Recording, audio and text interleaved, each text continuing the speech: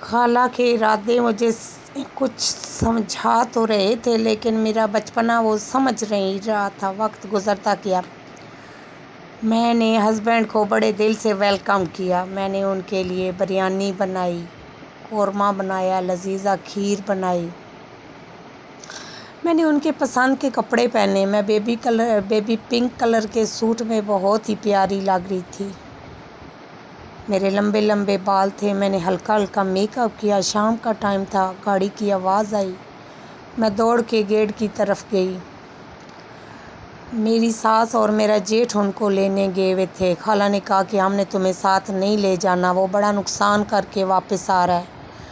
مجھے ان کے نہ لے جانے پہ کوئی غم نہ ہوا، کیونکہ میں تو بہت خوش تھی۔ میں تو ہواؤں میں اڑ رہی تھی کہ آج میں نے سب کچھ پا لیا ہے، جس کو میں 8 سال ترسی تھی۔ آج وہ انسان لوٹ کے میری طرف آ گیا تھا۔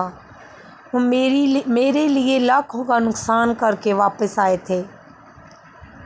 میں نے ان کو سلام دیا، ہاتھوں سے سلام دیا، لیکن وہ ماں کو دیکھ کے بہت ڈر رہے تھے۔ مجھے ان کے ڈر کی کوئی وجہ سمجھ نہیں آئی۔ میں بہت چھوٹے ذہن کی تھی، میرے ذہن میں بچپن نہیں تھا، عقل نہیں تھی۔ خالہ کی چالاکیاں میری سمجھ سے باہر تھیں۔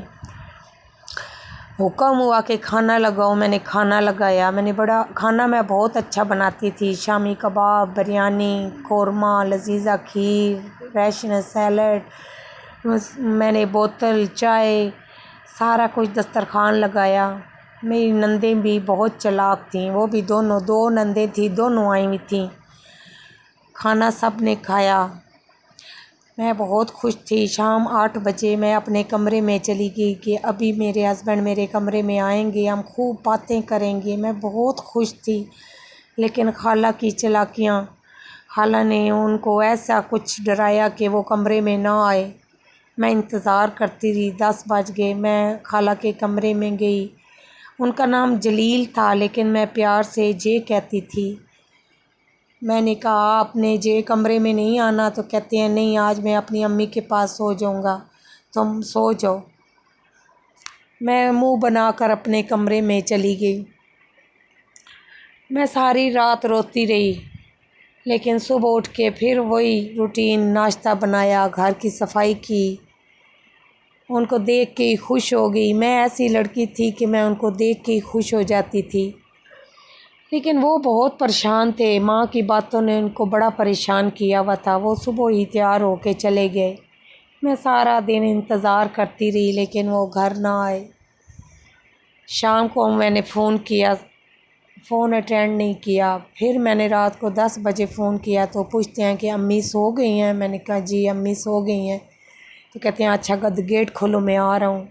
میں بھاگ کے گئی، میں نے گیٹ کھولا۔ ان کی گاڑی کی آواز نہ، میرے پورے جسم میں ایک خوشی کی لہر دوڑ گئی۔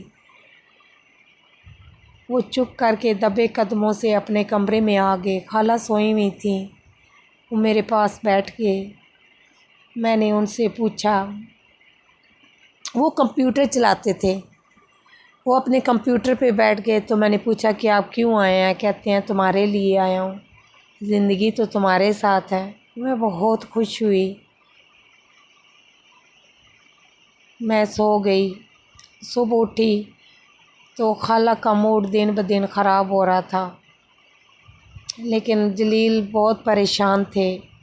بہت بھاگ دوڑ کرنے لگے کہ مجھے اچھی جاب مل جائے، امی کی ناراضگی دور ہو جائے۔ امی پیسہ چاہتی تھیں۔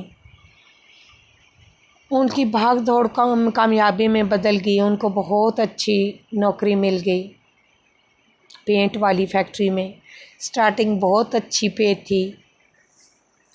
میں بڑی خوش تھی۔ اسی دوران میری امی کا فون آیا کہ تم شادی کے بعد ہمارے پاس آئی ہی نہیں ہو، میں تمہارے بھائی کو بھیج رہی ہوں، تم آ جاؤ۔ جلیل کے آنے کے 10 دنوں کے بعد میرا بھائی مجھے لینے آ گیا۔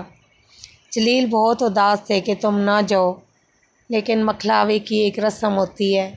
میں بھی امی ابو کے لیے اداس تھی۔ میں تیار ہو گئی، میں نے